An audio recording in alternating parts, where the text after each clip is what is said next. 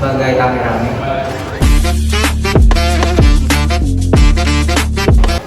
Jadi pada video kali ini saya akan mensimulasikan tentang audit internal bank. Pemeriksaan kepatuhan SOP pada teller bank, yaitu audit terhadap kepatuhan prosedur teller bank dalam kasus layanan transaksi tunai. Metode audit yang digunakan adalah wawancara dan analisis dokumen. Nah, bukti audit yang ditemukan yaitu pertama, setoran tidak ada salinan KTP, yang kedua tidak ada tanda tangan supervisor, dan ketiga tidak ada stempel verifikasi. Selamat menyaksikan.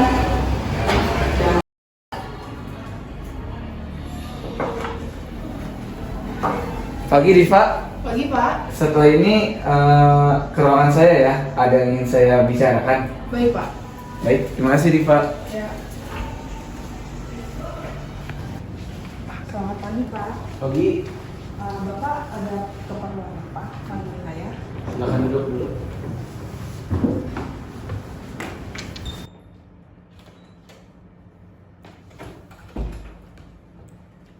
Pagi Pak. Pagi, silakan duduk.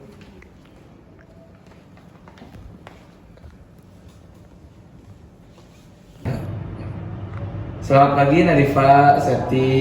Pagi ini saya panggil ke ruangan karena saya dapat aduan dari tim audit internal dari salah satu nasabah yang bernama Ibu Lestari.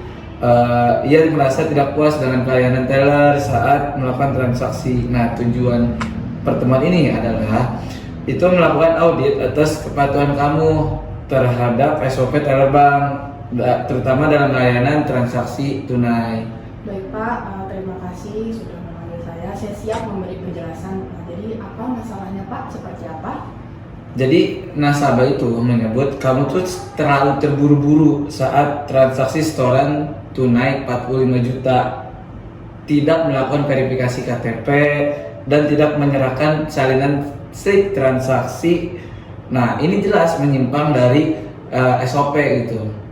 Iya benar, dan sesuai dari rencana audit internal kami minggu ini, area yang kami audit itu adalah prosedur layanan teller dalam menangani transaksi tunai di atas 25 juta, lalu verifikasi identitas nasabah, dan pencatatan dan pengarsipan dokumen transaksi. Nah, metode audit ini itu yang digunakan adalah wawancara langsung, observasi aktivasi teller, dan juga analisis dokumen transaksi yang terjadi dalam seminggu terakhir. Baik, saya akui Bu, Pak, memang saat itu saya terburu-buru karena antrian sangat panjang. Saya ingin prosesnya berjalan dengan cepat, jadi saya minta maaf atas kelalaian saya yang tidak mematuhi SOP sebagai teller. Nadifa, kamu harus tahu bahwa potensi risiko dari kelalaian seperti ini cukup besar, termasuk dari risiko kepatuhan terhadap peraturan KYC, lalu risiko operasional, karena tidak ada bukti dokumentasi identitas, lalu bahkan bisa menyebabkan reputasi risiko bagi bank jika nasabah ini tidak puas dan menyebarkannya di media sosial. Baik, mari kita lanjut ke bagian pelaksanaan audit. Ibu Septi silakan lakukan simulasi singkat agar Nadifa memahami langsung prosesnya. Baik, sebentar.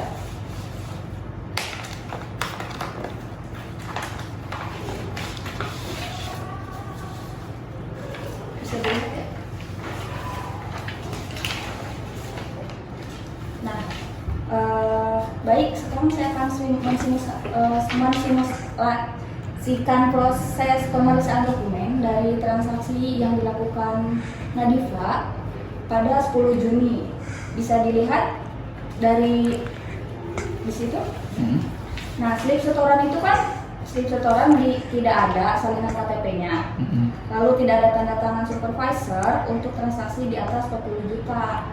Lalu tidak ada stempel verifikasi, bisa dilihat ya dalam tadi lembaran yang saya berikan. Nah, selanjutnya observasi aktivitas teller kami itu lakukan secara acak pada hari berikutnya, dan ditemukan bahwa dalam beberapa transaksi kecil kamu melewatkan salam pembuka dan penutupan. Ini masuk kategori pelanggaran etika pelayanan nasabah walaupun kecil. Dan terakhir, kami melakukan wawancara terhadap 3 nasabah yang kami layani. 2 diantaranya menyatakan kurang puas karena merasa tergesa-gesa dan kurang ramah. Ya baik Pak, Bu, saya minta maaf atas kelalaian saya. Ini jadi pelajaran besar untuk saya. Saya siap menerima konsekuensinya dan siap menjalani ulang SOP dan evaluasi. Baik Nadifa, kami akan menindaklanjuti ini sebagai pembinaan internal. Jadi mulai minggu depan kamu akan ikut refreshment training SOP teller. Setelah itu dilakukan pengawasan khusus selama 1 bulan. Ya, dan kami akan audit kembali setelah 2 minggu untuk evaluasi efektivitas perbaikan serta memastikan seluruh teller patuh terhadap standar pelayanan. Baik, terima kasih Pak atas kesempatannya. Saya akan memanfaatkan kesempatan ini dengan baik untuk saya ubah ke depannya. Saya pastikan saya akan lebih disiplin dan sesuai dengan prosedur teller.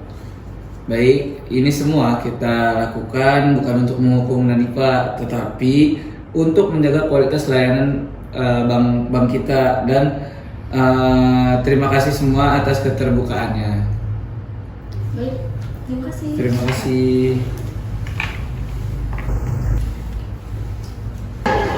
Kesimpulan dari audit ini adalah bahwa teller telah menyimpang dari SOP dalam layanan transaksi tunai. Lalu teller juga tergesa-gesa dan kurang ramah ketika menyambut nasabah. Nah, solusi dari masalah tersebut adalah teller akan ikut refreshment training SOP lagi. Setelah itu akan dilakukan pengawasan khusus selama 1 bulan. Dan auditor akan mengaudit kembali untuk evaluasi efektivitas perbaikan serta memastikan seluruh teller patuh terhadap standar pelayanan. Terima kasih. Sekian dari kelompok kami, kurang lebihnya mohon maaf. Wassalamualaikum warahmatullahi